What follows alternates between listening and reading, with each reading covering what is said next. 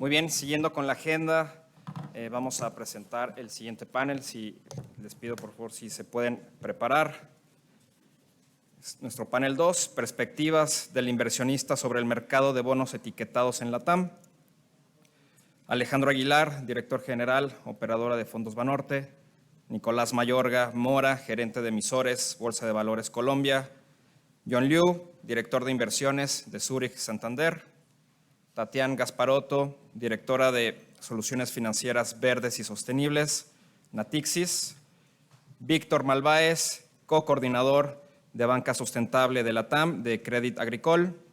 Y tenemos para moderar a nuestro estimado y querido Javier Bernal, director de Mercado de Dinero y consejero de Monex y consejero del Consejo Mexicano de Finanzas Sostenibles. Muchas gracias. Adelante, Javier. Bueno, buenos días a todos. Nos da un enorme gusto que nos acompañen en este auditorio, en este gran Museo de Memoria y Tolerancia. También a la gente que nos acompaña de manera virtual en este gran evento. Queremos agradecer a todos su presencia. El día de hoy tenemos un panel muy interesante sobre lo que es la perspectiva de los inversionistas sobre el mercado de bonos etiquetados en Latinoamérica. Pero antes de iniciar, quiero comentar que en el mercado de bonos etiquetados en México ha habido un crecimiento notable, tanto en el monto como en el número de emisiones etiquetadas, pasando de una emisión de $500 millones en el 2015 a un monto de alrededor de $29 billones al cierre de este 2022. Contamos ya con más de 110 emisiones por un grupo de más de 41 emisores en las diferentes etiquetas. Esto ya representa este año que hay un 25% de todos los bonos en el mercado de deuda privada que ya hoy día cuentan con una etiqueta. Esto pues, es un gran logro, sobre todo a partir de los beneficios que esto representa en la movilización de capital a los diferentes sectores de la economía con impacto ESG. Y bueno, pues estamos muy orgullosos de compartir esto con ustedes. En el marco de este gran evento, no quiero dejar pasar la oportunidad de agradecer y reconocer el trabajo de este gran esfuerzo colectivo de miembros de todos los sectores por este gran logro. Gracias a todos los participantes del sistema financiero, a las corporaciones, a las bolsas de valores, a las autoridades, a Banco de México, a la Secretaría de Hacienda, a la Comisión Nacional Bancaria y de Valores, a todos los miembros de lo que antes era el Consejo Consultivo de Finanzas Verdes, hoy día el Consejo Mexicano de Finanzas Sostenibles. Gracias a todos estos participantes hemos podido lograr evolucionar y desarrollar esta plataforma en nuestro país. No quiero tampoco dejar pasar la oportunidad para agradecer a nuestros aliados estratégicos y socios fundadores, en particular CBI, Sean Kidney, thanks for your invaluable inspiration. De igual manera al UK Pact de la Embajada Inglesa, gracias por toda su presencia a lo largo de este gran proyecto. Es importante mencionar también que hay instituciones como el MEXDER de la Bolsa Mexicana de Valores, del Grupo Bolsa, que aportan fondeo para el Consejo y para nosotros esto es muy significativo. Igualmente en el caso del ABM, de la Amafore y de la MIB, no queremos dejar pasar esta oportunidad para agradecer su acompañamiento. Hoy este panel es muy interesante, ya que la idea es compartir con ustedes de la audiencia qué está sucediendo en otros países de la región, cuáles son las perspectivas y las preferencias de los inversionistas en Latinoamérica, en los diferentes y con los diferentes actores del desarrollo del mercado de bonos a nivel regional. En este espacio se discutirá el apetito de los inversionistas nacionales e internacionales en el contexto actual por los bonos verdes, sociales y sostenibles, así como otras etiquetas. Para ello, contamos con un grupo de profesionales del sistema financiero con amplia experiencia en el desarrollo de nuevos mercados sostenibles. A continuación, Procederé a presentarlos brevemente. Nos acompaña Alejandro Aguilar, virtualmente, director general de Operadora de Fondos Banorte y copresidente del Consejo Mexicano de Finanzas Sostenibles. Gracias, Alex, por tu participación. Por otra parte, tenemos a Víctor Malváez, coordinador de Banca Sostenible para la TAM de Crédit Agricole. Gracias por acompañarnos, Víctor. De igual manera, contamos con la participación de Nicolás Mayorga, quien es gerente de emisores en la Bolsa de Valores de Colombia. Gracias por estar con nosotros. Bienvenido a México, Nicolás. De manera virtual también nos acompañan y tenemos el honor de estar con Tatjana Gasparotto, directora de Soluciones Financieras Verdes y Sostenibles de Natixis, John Liu, director de inversiones de Zurich Santander. Gracias a ambos por su valioso tiempo y su participación en esta muy interesante discusión. Vamos a tener una serie de temas con preguntas y respuestas de entre 3 y 4 minutos y sin más por el momento procedamos a arrancar esta discusión. Vamos a empezar con Alejandro Aguilar. Quisiéramos preguntarte desde la perspectiva de Banorte cuál es el estado actual y el apetito del inversionista mexicano por los bonos etiquetados. ¿Qué nos puedes platicar al respecto de esto? Alex, bienvenido.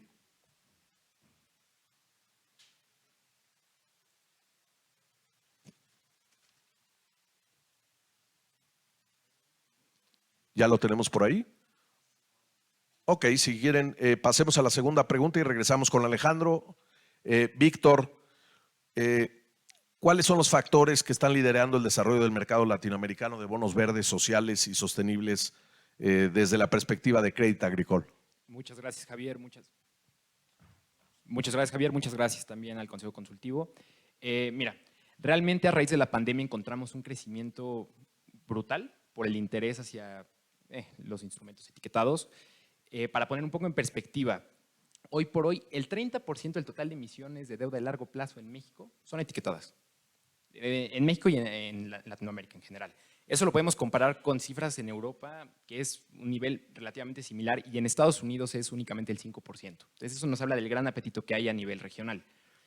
¿Cuáles son los factores? Bueno, principalmente presión por parte de los inversionistas y de los accionistas, que yo creo que tienen dos principales motivos o motivantes. La primera es un compromiso genuino, ¿no?, con el medio ambiente, con las metas de desarrollo social, desarrollo sostenible, pero también una meta de comunicación, comunicarle al mercado que realmente están comprometidos con estas metas. Entonces, yo creo que esa es la principal. Una segunda es el tema de regulatorio. Hemos visto en el régimen de inversión de las AFP, de las AFORES, de los fondos de pensiones a nivel regional, pues como cada vez desde los últimos 5 años se han incrementado los benchmarks necesarios para invertir en este tipo de instrumentos, ¿no? Un tercer punto que me parece sumamente importante es la taxonomía. El desarrollo de taxonomías locales y regionales que se alinean con estándares internacionales atrae al inversionista, le quita el miedo de, oye, voy a invertir en un papel en Colombia, voy a invertir en un papel en Uruguay y no sé realmente si va a haber un problema de greenwashing o no. El que estén alineados con estándares internacionales mitiga ese riesgo. Y yo creo que el más importante, y se ha mencionado en este panel ya en varias ocasiones, es el gran ejemplo que han hecho los estados soberanos en las emisiones. Ellos son los que abren el mercado, ellos son realmente los que son los que abren la conversación, ¿no? Tenemos el primer bono verde en Perú en 2014, el bono de la banca de desarrollo aquí en México en 2016. Y bueno, este año el gran ejemplo que dio Uruguay, ¿no?, con el bono ahora, con el primer step down soberano Sustainability Linked. El que un gobierno se ponga las pilas y diga, yo voy a emitir un bono etiquetado, permite que se cree un mercado local y que también atraiga el interés de los inversionistas internacionales. Esos yo creo que han sido los factores que han liderado el desarrollo de los GSS Plus. Muy interesante lo que nos comentas, sin duda, drivers muy materiales. Bueno, no sé si Alejandro ya está. Por aquí, Alejandro, bienvenido. Si quieres, empezamos con tu primera pregunta. Si nos puedes compartir un poco desde la visión de Banorte, ¿cuál es el estado actual del apetito del inversionista mexicano por los bonos etiquetados? ¿Cuál es el...? Continuamos con Nicolás. Bueno, vamos con John Liu. ¿John Liu está listo o no, Nicolás? Ok, Nicolás, ¿qué factores hacen falta crees que hacen falta desde la perspectiva de la Bolsa de Colombia para que los ecosistemas latinoamericanos puedan tener un mayor desarrollo en el mundo de los bonos etiquetados? Javier, gracias por la pregunta y primero agradecerle a CBI la invitación a México. Siempre es impresionante ver la cantidad de personas que estamos vinculadas a este tema y el impulso y la pasión que tenemos, como decía María Gloria ahora. Yo creo que uno de los puntos que hemos evidenciado en Colombia y que creo que se replica en diferentes países de la región es el tema de que los mercados estén concentrados desde el punto de vista inversionista en las diferentes jurisdicciones. Colombia es un país en donde, para que ustedes se hagan una idea de las emisiones sostenibles y en general es una estadística de las emisiones que hacemos en Colombia, el 40% de los inversionistas son las AFPs, el 30% son las aseguradoras y el 20% son fondos fiduciarios y todos son locales. O sea, no hay jugadores internacionales participando, por lo menos en Colombia. Y esta concentración es uno de los retos que tenemos tal vez más por delante en desarrollar. Estábamos hablando ahorita en la pausa con alguien, digamos que representa esa industria de los inversionistas a nivel internacional y le decía yo que es muy importante que los países de América Latina reciban cada vez más flujos de inversión por parte de los inversionistas internacionales. Y esto parte del supuesto, digamos, y de la tarea que tenemos las bolsas a nivel regional de hacer más fácil el camino para los inversionistas internacionales. Porque si un inversionista tiene la sensación de que entrar a una jurisdicción es difícil, que te va a tener que reportar, que el tema impositivo es complicado, que tiene que hacer crear un domicilio, digamos, o una oficina de representación en un país, automáticamente los incentivos se rompen. Y si eso no lo logramos corregir, pues eso no fluye. En esa historia de cómo romper la concentración a través de la demanda internacional, pues hemos venido trabajando también en una arista muy importante que ya se mencionó y es el tema de cómo integrarnos. Estamos haciendo el proceso de integrar la bolsa colombiana con la chilena y la peruana y ahí lo que buscamos es básicamente eso, es pasar de tener, por el caso colombiano, de tener un espectro de 4 inversionistas institucionales AFPs a tener otras 4, otras 6 y incrementar el número de aseguradoras y de fondos de inversión en la región y en los países andinos. Y eso es abrir digamos, el bucket de liquidez que va a terminar generando no solamente irrigando liquidez para cualquier activo, sino en particular para las finanzas sostenibles, que es uno de los derroteros y una de las aristas de crecimiento muy importantes para nosotros en el proyecto de integración de las bolsas. Entonces, uno de los temas bien retadores es el tema de la demanda. Eso pasa también por el hecho de tener emisores también. Cuando uno habla con los inversionistas, lo que nos dicen es, ¿y en qué invierto? Si tienes poquitos emisores, ¿cómo quieres que arme una cartera para un portafolio de inversión? Si no traemos más emisores, pues al final los inversionistas no se van a desarrollar y se crea como un círculo, que no ayuda al desarrollo de las finanzas sostenibles. La pregunta es cómo rompemos la historia. Y en ese sentido, yo creo que las alianzas internacionales han jugado un papel fundamental en lo que estamos haciendo, por lo menos en la Bolsa de Colombia.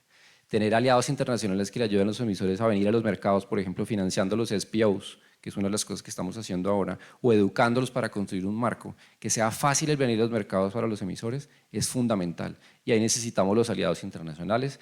Han venido, seguramente van a seguir viniendo, y es clave tenerlos ahí para que romper ese círculo por la vía de los emisores. Si quieres, paro ahí, Javier, y más adelante continuamos con otros retos. Muy interesante la perspectiva de integración y de amplificar la base de inversionistas a través de estos esfuerzos regionales. Bueno, vamos con John Liu. ¿Cómo te va? ¿Cuáles serían, desde la perspectiva de Zurich Santander, los beneficios para un emisor de emitir este tipo de instrumentos etiquetados? Es un tema que siempre está ahí en los mercados y con gusto de escuchar sus perspectivas. Bienvenido. Hola, gracias Javier. Bueno, muchas gracias por la invitación para este panel. Impresionante como hay muchas personas acá y entidades en esta misma búsqueda. Creo que los beneficios para los emisores de bonos etiquetados son muchos, pero creo que voy a listar como 5 acá. Uno, esto añade o aumenta la diversificación de su base de inversores. O sea, hay más inversionistas, hay más personas que van a buscar a invertir en sus bonos. También mejora la reputación del emisor, o sea, de la empresa. 3, proporciona una fuente adicional de financiación, sea sostenible o financiación, o sea, para la empresa es mejor porque hay más fuentes de financiación. Hay también una mejor alineación de la duración, o sea, hay un mejor macheo de activos y pasivos, o sea, cuando se hace una financiación de un proyecto, se hace con instrumentos con duración muy cercana del proyecto, o sea, hay una mejora para el ALM de las empresas, o sea, es más un beneficio para el emisor. Y por último, creo que es, bueno, a depender de la situación del mercado, hay mucha demanda de inversionistas ahora con todos los temas ESG y sostenibilidad, y que puede hacer o conducir a un precio mejor para la emisión de los bonos, o sea, una tasa más atraente para los emisores. O sea, en resumen, hay muchos beneficios para los emisores de bonos etiquetados. Muchas gracias, John. Muy interesante. Estos beneficios empiezan a ser materiales y gracias por compartirnos tu visión. No sé si Tayan, estamos por aquí en línea. Quisiéramos ver desde la perspectiva de Natixis, si siguiendo estos puntos que nos comenta John, se ha visto alguna sobredemanda por los bonos verdes, sociales y sostenibles, este nuevo asset class. Nos gustaría que nos compartieran cómo han estado viendo ustedes el desarrollo de este mercado. Claro, muchas gracias Javier y muchas gracias a todos y a Silvia por la invitación y también con gusto estar acá con ustedes de CCFB.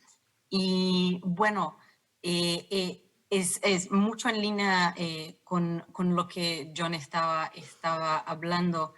Y es para hablarnos de oversubscription, de exceso de demanda, es necesario que miramos también los precios de cómo estos bonos han precificado en los mercados, principalmente los mercados internacionales. Entonces, si me permite, voy a hablar de los dos temas en conjunto porque están verdaderamente conectados. Y la respuesta más corta es que sí, hemos visto mucha demanda, todavía es muy consistente la demanda por los bonos etiquetados. En general, la deuda sostenible, hay más demanda que la deuda vainilla. Y bueno, lo que vimos, si podemos, hay un tanto de metodologías que se puede para medir y medir las tasas y la compresión, pero con un ejercicio que miramos, por ejemplo, de un comparativo, por ejemplo, en el mercado de IG, que tenemos un poco más base de comparación y todavía es también un poco difícil porque tenemos el mercado en USD, el mercado de euros, que es un poco más avanzado. Pero si hicimos un comparativo, por ejemplo, de IPTs, de Initial Price Talks y New Issue Compression del mercado vainilla versus el mercado etiquetado, lo que tenemos en los últimos 4 años, y es importante hacer como un disclaimer que 2020 fue un año muy atípico porque todos los activos estaban muy baratos en el mercado, muy buen precio, pero si miramos como 2019, 2021, 2022, lo que tenemos en el mercado de bonos en USD es una compresión que es algo de 3 a 4 puntos base más comprimida para los bonos etiquetados y entre algo como en 2019 que es como 1 a 2 puntos base más comprimidos para los bonos etiquetados también. Entonces, para todos los años lo que hemos visto es que la compresión sigue, es constante y que también está creciendo, entonces está tightening en el mercado de USD. La compresión para el mercado de euros, por ejemplo, es la compresión es un poco más pequeña y es algo como entre 1 o 2 puntos base, por veces llega a 3, pero porque allá tenemos más liquidez, tenemos más oferta de bonos etiquetados, creemos que la compresión es un poco un poco más chica. Y entonces, para lo que hemos visto es mucha consistencia en el exceso de demanda. Claro, es posible que la compresión sea más grande para bonos específicos y hay una otra métrica que son las percepciones de los emisores y algo, pero lo que podemos medir es algo como que se tenga con los initial price talks y el New Issue Compression Data que nos permite mirar un poco más y tener un poco más de granularidad en el análisis. Entonces, diría que sí, es constante la demanda. Podemos ver mucho más los inversionistas que hablamos todos los días y acá también en el portafolio de crédito hay mucha demanda por buenos proyectos, buenos activos y operaciones que sean muy bien estructuradas. Excelente. Pues muchas gracias por esa retroalimentación. Sin duda el mercado está en un proceso de diferenciación y de marcar algunos puntos base ya de diferencia, lo cual pues es muy interesante. Alejandro, adelante. ¿Cuál es el estado actual del apetito del inversionista mexicano por bonos etiquetados? Gracias, bienvenido. Javier. Gracias a todos. Pues mira, ya lo decías tú en tu introducción, que sí alcanzamos a escuchar. El mercado de bonos etiquetados en México, yo diría que está sólido, ¿no? Tú dabas los números, y la verdad es que el crecimiento de 2015 para acá pues es muy relevante. Y no se me ocurre pensar que sin la participación de los inversionistas institucionales esto lo hubiéramos logrado, ¿no? Entonces, yo creo que el apetito está ahí, ya lo decía Tatiana ahorita. Y yo creo que lo que necesitamos, los institucionales, ya sea por regulación o por convencimiento propio, pero creo que el interés y la demanda está ahí. Creo que lo que necesitamos es fortalecer el apetito de los clientes finales, ¿no? De otros segmentos, personas físicas. Lo decía también Nicolás, en el caso de Colombia, los fondos representan poquito. En México, creo que las aseguradoras no son tan importantes, pero no sería una película muy distinta. Y entonces aquí yo creo que los fondos de inversión deberán tener un rol muy activo, al ser, yo que considero que son el canal más adecuado para conectar al inversionista retail con el mercado de bonos etiquetados, ¿no? También lo decía Nicolás, necesitamos una masa crítica porque de lo contrario es difícil armar un portafolio con 3 o 4 emisores, ¿no? O sea, no tienes la diversificación que la propia regulación te da. Entonces armar un portafolio todavía creo que no estamos ahí, pero pues hay que, digamos, alinear los incentivos del perfil de los fondos, ¿no? Con los plazos de los emisores. Digo que en la medida que eso se logre, vamos a tener una participación más importante, ¿no? Y sin embargo, yo creo que como depositarios de la confianza de nuestros clientes, sobre todo los fondos de inversión que la mayor cantidad de los ahorros son voluntarios, tenemos un rol fiduciario para salvaguardar el patrimonio de nuestros clientes. Y esto lo comento porque creo que es necesario no dejar de lado el tema del seguimiento de las inversiones de deuda etiquetada.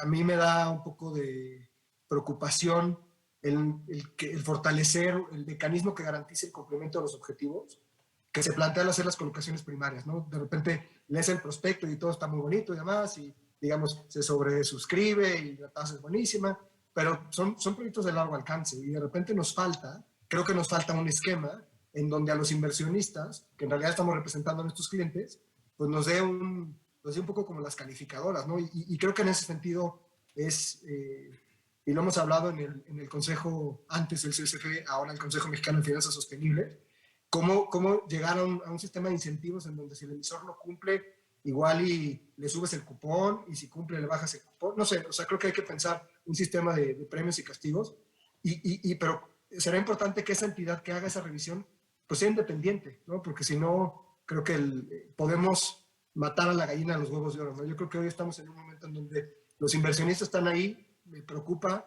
que de repente volteemos la vista en unos años y digamos que no atendimos el tema del, déjame usar el término, greenwashing, ¿no? Entonces yo creo que es importante trabajar juntos y ahí, en el caso de México, Javier, a todos, decirles que somos tan conscientes que el ecosistema tiene que ser, también se lo preguntabas a uno de los panelistas, que ayer se aprobó en el Consejo de la MIB, ¿no? Que es la Asociación Mexicana de Instituciones Bursátiles, la creación del Comité de Finanzas Sustentables dentro de la MIB, y va a estar liderado por digamos, el Comité de Asset Management, que es de gestión de activos, Pero la idea es involucrar a todos los comités donde están los emisores, los banqueros, los estructuradores, las mesas, o sea, hacer un grupo colegiado para ver cómo hacemos este ecosistema mucho más robusto. Esto se autorizó ya en el Consejo, les doy la primicia, y nos lo estamos tomando muy en serio. Yo creo que se ven bien las cosas. Muchas gracias, Alejandro. Muy interesante. Claramente, entre mayor infraestructura y andamiaje exista en el mercado, pues esto se puede desarrollar de una mucho mejor manera. Víctor, ¿cuáles son los principales retos desde la perspectiva del emisor en la colocación de instrumentos de deuda etiquetada? ¿Cuáles son? ¿Qué nos puedes platicar por ahí? Claro que sí, Javier. Bueno, quiero retomar un poco el punto de Alejandro. Yo creo que uno de los retos más grandes que enfrentan los emisores a la hora de tomar la decisión de si salen verde o salen vainilla es justamente el tema del reporte, ¿no? Muchas veces cuando uno tiene la intención de emitir en verde, de emitir etiquetado, no tiene conciencia de la inversión que necesita de tiempo, de capital, de recursos, de gente, para poder mantener el reporte a lo largo de la vida del instrumento. Entonces, tener noción de eso desde el primer momento puede agilizar el proceso y justamente también incentivar a que los incentivos dentro de las empresas estén perfectamente alineados. Ese es el primero, me parece un punto sumamente importante. El segundo también viene a la hora de identificar los activos y los proyectos que califican para una emisión. De lo que hemos escuchado de nuestros clientes es, todos quieren emitir verde, saben que hay muchos beneficios si uno sale con un producto etiquetado. Sin embargo, a la hora de ya entrar en el detalle fino, oye, ¿con qué activos, con qué KPIs, con qué objetivos lo cruzo? Ahí empieza a haber un poco de, se ralentiza un poco el proceso de la emisión, ¿no?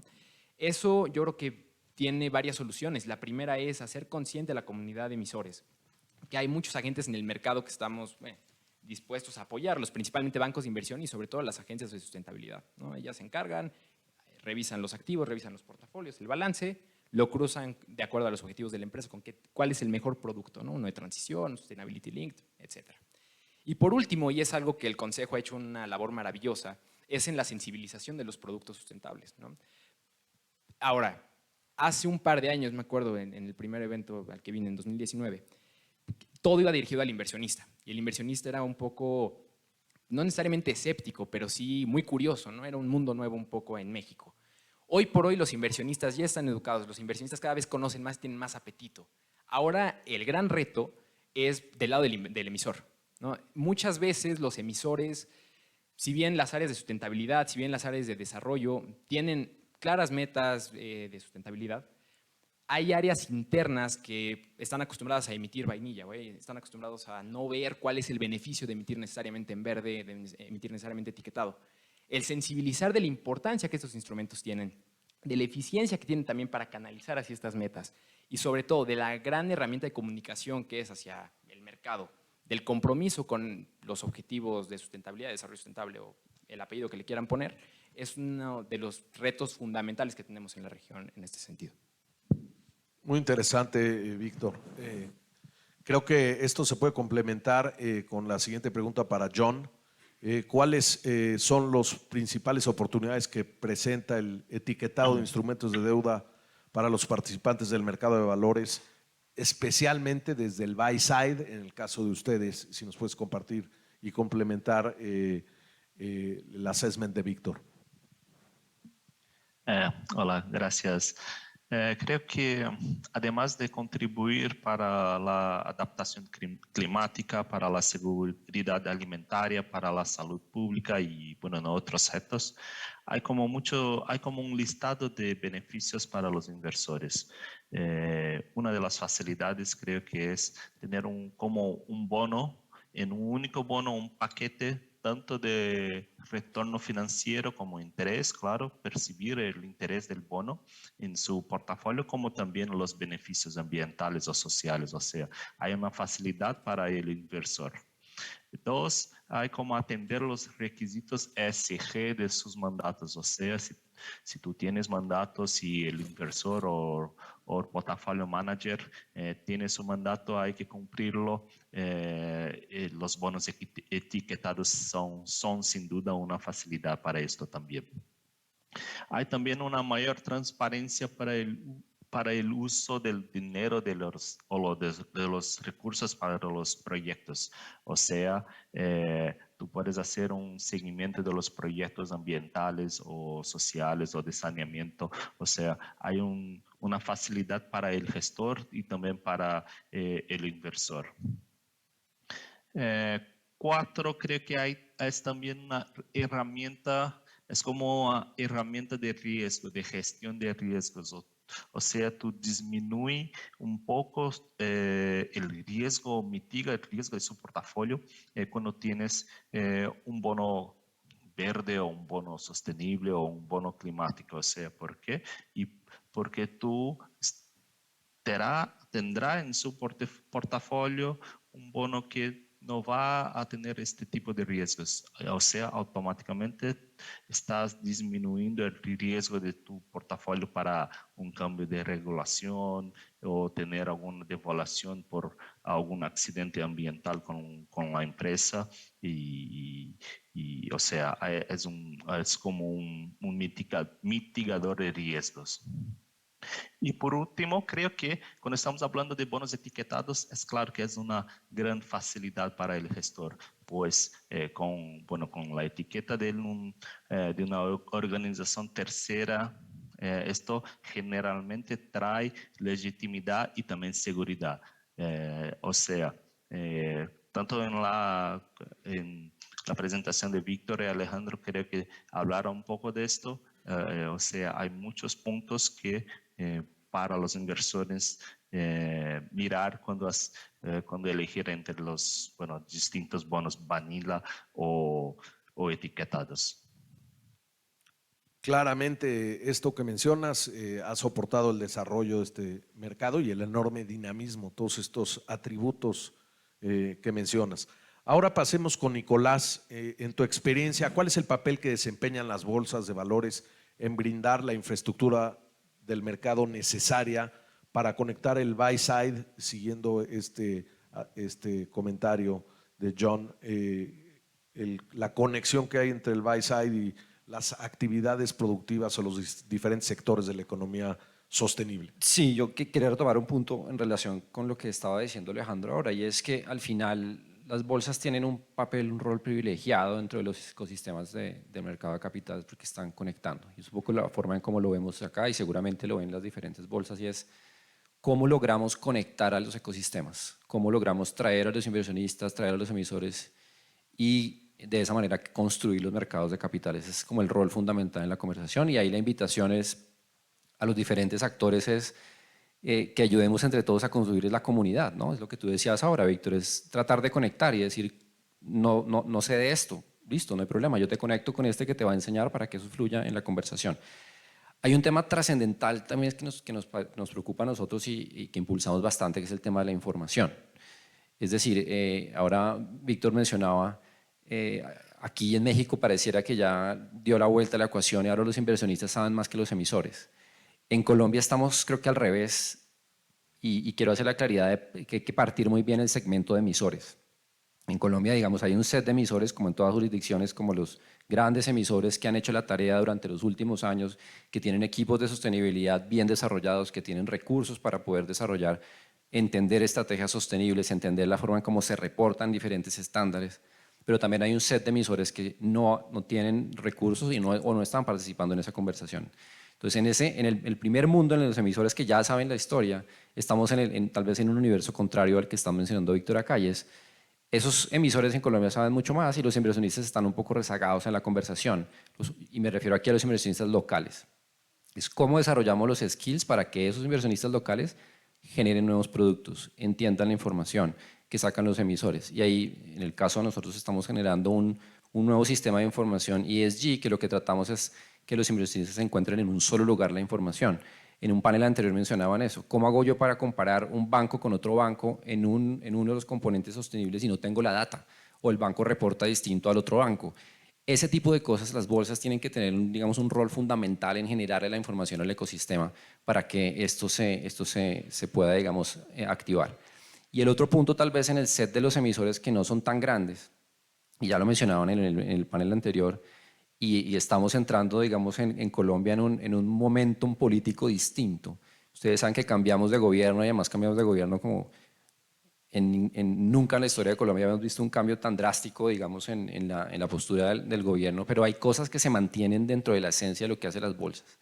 Y esa es la historia de que el mercado de capitales tiene que apalancar no solamente a las grandes empresas, no solamente a los 10, 20 nombres, 30 nombres, 100 nombres que todos conocemos en una economía, sino hay un montón de compañías pequeñas, pymes, medianas, que tienen que ir a financiarse a los mercados de capitales. Y la sostenibilidad tiene que jugar un papel fundamental en la conversación. Entonces, en el tema de cómo el mercado de capitales permite que las pymes se financien, y no solamente que se financien, sino que cómo se financian. Y el tema de sostenibilidad tiene que empezar a permear las compañías desde sus estados más chiquiticos de desarrollo. Y ahí estamos trabajando con las pymes en ese sentido, es cómo llevamos esas compañías a que tengan la sostenibilidad en su ADN para que esas compañías se conviertan en 10, 15 años en las emisoras grandes que van a comprar los grandes fondos, no solo de Colombia, sino internacionales y en general en cualquier país de América Latina, para así generar ese círculo virtuoso que todos queremos que se genere en el mercado de capitales. Entonces está esa historia de información, educación, y cómo realmente atacamos no solamente a las grandes empresas, sino a todo el ecosistema de compañías en una economía. Clarísimo. El reto de llevar esto a los siguientes layers pues de los distintos sectores empresariales pues es yo creo que algo fundamental para poder hacer crecer este mercado. Muchas gracias. Muy interesante, Nicolás. Ahora pasemos con Zarjan Gasparotto. En particular, se hablaba hace unos momentos sobre la diferenciación de precio en pro y en beneficio del emisor, pero ¿qué más? ¿Qué otros atributos como diversificación de portafolios, diversificación de inversores potenciales? O sea, ¿qué más le da de beneficio a un emisor y cómo desde Natixis han estado viendo el desarrollo de las diferentes etiquetas? Claro, gracias, Javier. Y sí, es un punto muy importante porque en verdad es que para los emisores no es el primer argumento, jamás se debe ser uno de precio. Porque en verdad que no es la primera razón que se va a hacer un bono etiquetado. Entonces, yo diría que el primer punto es el diálogo con los inversionistas. Entonces, es algo que los bonos vanilla, los inversores no tienen la misma visibilidad que tiene con los bonos etiquetados. Entonces, el primer punto es el diálogo con inversionistas y me gustaría adicionar un otro punto que es lo mismo para las operaciones de crédito también. Entonces, hablaba Nicolás ahora de las pymes, por ejemplo, y me gustaría traer solo un punto que creo que es importante para el contexto de Latinoamérica.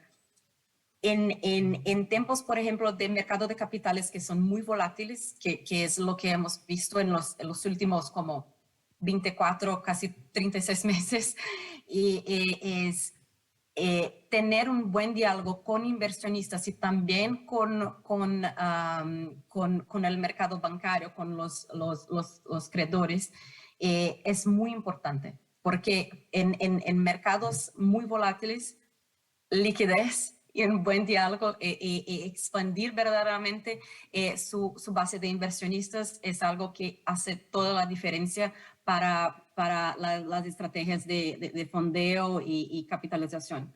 Entonces, cuando miramos, por ejemplo, solo para contexto, en Latinoamérica que tuvimos mucha volatilidad con las monedas locales y, por ejemplo, el riesgo de tomar capital en dólares, en euros, se quedó muy alto. Lo que vimos es una ascensión de las operaciones de créditos etiquetadas. Entonces, yo sé que el foco acá es para las operaciones de mercado de capitales, pero creo que es una pieza muy importante de la historia de la región. Para comparación, en cualquier momento lo que vemos en el mercado europeo, que es lo más avanzado, es algo como un índice de penetración que se queda entre 20 y 25%. ¿Qué quiero decir? Es que en general, si tenemos todas las operaciones de crédito, algo entre 20 y 25% son de operaciones etiquetadas en el mercado bancario. Lo que vimos en el último año para Latinoamérica es algo que individualmente por quarter, no consolidado en año, es algo que ha llegado hasta 31% de operaciones etiquetadas para Latinoamérica. Entonces, es algo que creo que solo viene para confirmar que tenemos verdaderamente en la región uno de los más grandes pipelines de inversiones sostenibles y que una vez que se superen los retos de los mercados de capitales, creo que podemos continuar a crecer mucho más y también, y lo mismo para, no solo para las emisiones internacionales, pero también para las emisiones domésticas, que es algo que se ha dicho antes. Entonces, creo que estos son los puntos para mantener el diálogo, mantener la liquidez de los nombres corporativos y también los no corporativos y públicos y todo.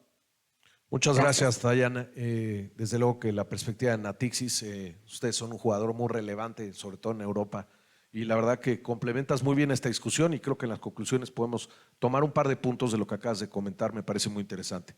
Cerremos con Alejandro Aguilar. Alex, en años recientes se ha visto la creación de nuevas etiquetas.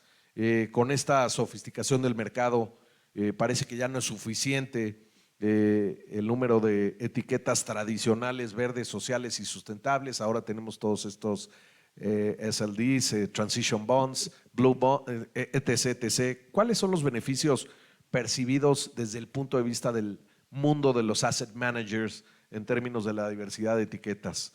Y cómo mantener el ímpetu del mercado. Gracias, Javier. Pues mira, desde un punto de vista de los beneficios de manera conceptual, el tener, digamos, bonos etiquetados muy particulares te da chance de tener pues, una exposición en tu portafolio a un factor ESG específico, ¿no? O sea, no tienes que comprar algo que sea muy genérico, compras, no sé, un tema social, verde, en fin, los que tú ya decías, y te permite, digamos, hacer un exposure a lo que tú, es mucho más fácil mover el exposure así, ¿no? Y bueno, eventualmente pensando hacia el futuro, podrías crear vehículos colectivos extremadamente especializados, ¿no? Digamos, con la expansión de las etiquetas, podrías tener, insisto, vehículos colectivos. Pero habiendo dicho eso, que conceptualmente ayuda, también corremos el riesgo de que tantas etiquetas puedan fragmentar el mercado, ¿no? Ya decía Nicolás que estamos todavía en un proceso relativamente verde en cuanto a la educación, tanto los emisores como los inversionistas. Cuando estás empezando a agarrarle la onda, de repente te complican con 40 etiquetas. Si no entendías las grandotas, te avientan 40 y digamos, podría ser muy complicado navegar en ese mundo. Entonces, yo lo mantendría, digamos, creo que hay que seguir trabajando en la expansión de las etiquetas, pero cuando hablemos con el retail y para poder crear este ecosistema que ya han hablado todos los panelistas, creo que tenemos que mantenerlo relativamente simple, ¿no? El riesgo de confundir a los inversionistas es muy alto y lo que decía también Nicolás, ¿no? Yo había mencionado también, el tener fragmentado el mercado hace más difícil tener esa masa crítica, ¿no? O sea, si tienes etiquetas muy particulares, pues digamos, tener una masa crítica para poder hacer cosas divertidas con productos y demás, se hace un poco más complejo, ¿no? Ok, pues sí, creo que todo esto cierra esta discusión. Alex, muchas gracias. Creo que pues ha sido una discusión bastante interesante. El dinamismo que tiene el crecimiento del mercado de bonos etiquetados, la verdad es que es impresionante. Los números pues hablan por sí mismos y sobre todo pues las perspectivas que hay. Qué interesante y les agradecemos a cada uno de ustedes. Son empresas en Europa también como Crédit Agricole, líderes en la materia y tener a las bolsas aquí y a los asset managers y tanto de corte global como local, pues la verdad es que complementó esta discusión de manera muy, muy interesante. Un par de reflexiones. Yo creo que un poco tomando lo que comentaba Dayan, creo que es importantísimo y hasta ahora el journey que hay desde el punto de vista de bolsas, de emisiones bursátiles y el desarrollo del mercado etiquetado, pues hasta ahora pues es una muy buena historia. y hay mucho por hacer.